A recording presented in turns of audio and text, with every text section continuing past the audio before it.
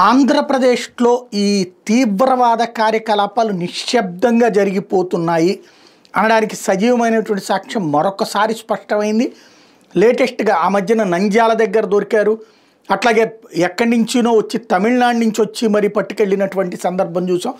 కీలకమైనటువంటి తీవ్రవాద నేతలు ఇప్పుడు తాజాగా ఉమ్మడి అనంతపురం జిల్లాకి లెక్కలేసుకుంటే ధర్మవరంలో ఒక వ్యక్తి అక్కడ వంట మనిషిగా పనిచేస్తున్నాడు హోటల్లో.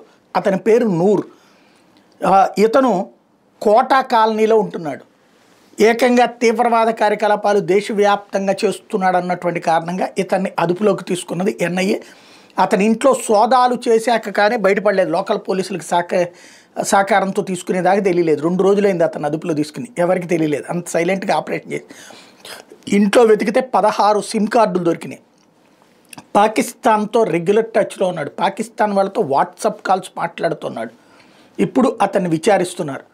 ఓవరాల్గా నిశ్శబ్దంగా ఆ మధ్యన విజయనగరం జిల్లా, తర్వాత నంద్యాల దగ్గర, ఇప్పుడు ఇది.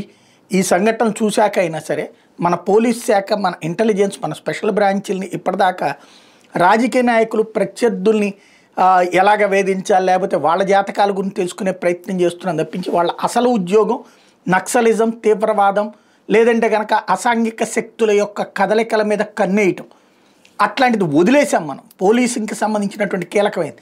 చివరికి కేంద్ర దర్యాప్తు సంస్థలు వచ్చి పట్టుకుంటే తప్పించి తెలుసుకోలేనటువంటి స్టేజీకి వచ్చేస్తున్నాం. ఇది చాలా ప్రమాదకరం. వీళ్ళు ఇక్కడ స్లీపర్ సెల్స్గా ఉండి ప్రశాంతంగా పనేదో వాళ్ళు చేసుకుంటూ ఎక్కడో ఏదో పనులు చేస్తున్నారు కాబట్టి సరిపోయింది. అదే ఇక్కడే చేస్తే ఏమవుతుంది? విజయనగరం జిల్లాది పెద్ద ప్రమాదం తప్పింది మనకి. కాబట్టి సీరియస్గా దృష్టి సారించాల్సిన అవసరాన్ని గుర్తు చేసింది ఉదంతం.